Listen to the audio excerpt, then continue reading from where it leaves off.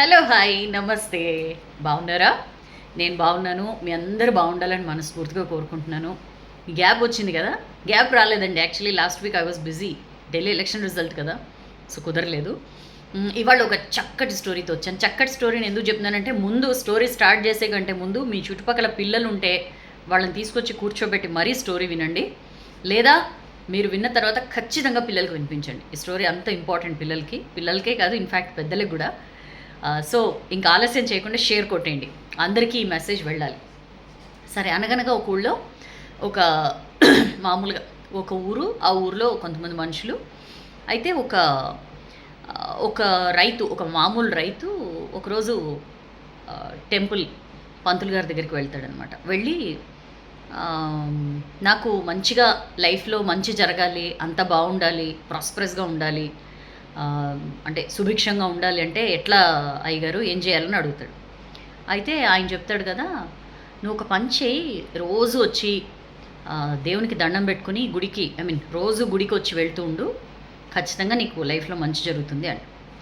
అంటే ఆ రైతు అంటాడు కదా, రోజు గుడికి రావాలంటే కష్టం అయ్యగారు, నా పొలమేమో అటు ఉంటుంది, నేను గుడికి రావాలంటే అదే పనిగా ఇటువైపు వచ్చి మళ్ళీ పొలం వెళ్ళాలి, నాకు చాలా లేట్ అయిపోతుంది, టైం బాగా కిల్ అయిపోతుంది, కష్టము, ఇంకేదైనా చెప్పండి అంట. సరే, అయ్యగారు ఆలోచించి ఒక పని చేయి, కనీసం నువ్వు వెళ్ళే దారిలో ఎక్కడైనా గుడి ఉంటే బయట నుంచైనా ఇలా దండం పెట్టుకుని వెళ్ళు, లేదా వచ్చేటప్పుడు వెళ్ళేటప్పుడు అని చెప్పండి. అతను అంటాడు, కష్టం అయ్యగారు, ఉంది కానీ గుడి అవతల వైపు ఉంది, నా పొలం దారి ఒకవైపు అవతల వైపు ఉంది, నేను వెళ్ళి బయట నుంచి దండం పెట్టుకుని మళ్ళీ పొలం వెళ్ళి ఇదంతా నాకు డబుల్ అయిపోతుంది, అలా కాదు, ఇంకేమైనా దారి చెప్పండి అంటాడు. సరే, ఆలోచిస్తూ ఉంటే ఒక పంజి, నువ్వేం చేయగలుగుతావు చెప్పు అని అడుగుతారు. అంటే అప్పుడు అతను అంటాడు, నా పక్కనే ఇంకొక పొలం ఉంది, ఆ పొలం ఎవరిదైతే ఉందో అతను నాకు మంచి ఫ్రెండే, ఒక పని చేస్తాను, నేను రోజు అతని మొహం చూసిన తర్వాతే అన్నం తింటాను, పొలంలోంచి అతని మొహం చూసిన తర్వాతనే నేను అన్నం తింటాను, ఇది ఒక్కటి చేస్తే చాలా, నాకు మంచి జరుగుతుందా, పుణ్యం వస్తుందా, ప్రాస్పరస్గా ఉంటుందా, సుభిక్షంగా ఉంటుందా అని అడుగు. ఆయన అయ్యగారు నవ్వి, సరే ఆ పని చేయి అని చెప్పంట వెళ్ళిపోతాడనమాట. వెళ్ళిపోయిన తర్వాత అప్పటి నుంచి రోజు కరెక్ట్గా మధ్యాహ్నం అన్నం తినే టైంకి పక్క పొలమే కాబట్టి అతన్ని మొత్తం అట్లా వెతికి చూసి కనిపించగానే చూసి తింటూ ఉంటాడు.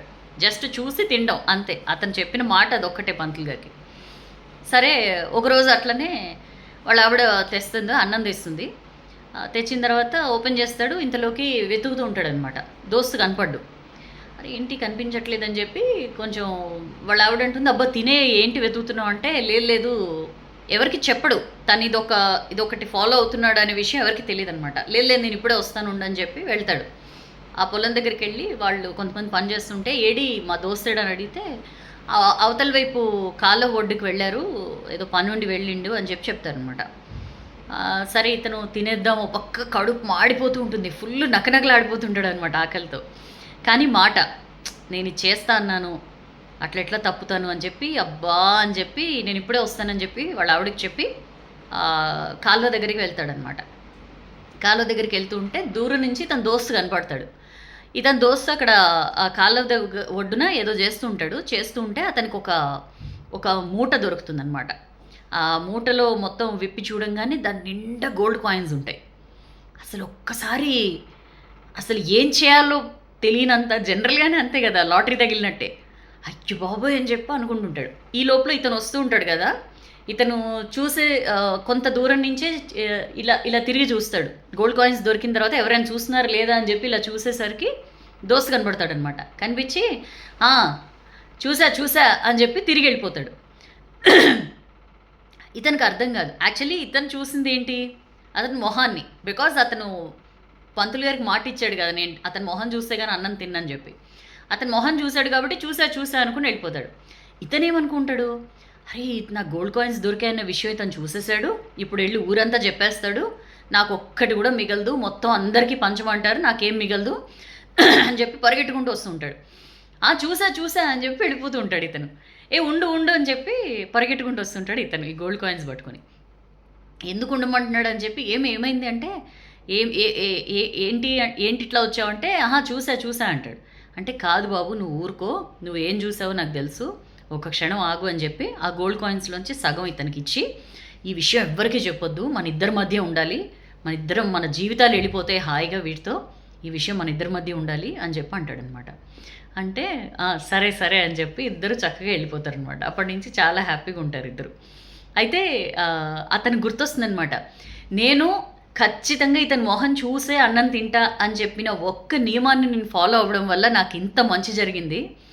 అదే ఇంకా లైఫ్లో చాలా డిసిప్లిన్డ్గా అన్నీ పెట్టుకొని ఫాలో అయితే ఇంకెంత బాగుంటుందో అని చెప్పి రైతు అనుకుంటాడు అనమాట. చాలా చిన్న స్టోరీ అండి, కానీ ఎంత పెద్ద వాల్యూ ఉందంటే డిసిప్లిన్. ఈ స్టోరీ నుంచి మనం నేర్చుకోవాల్సింది ఏంటి అంటే డిసిప్లిన్.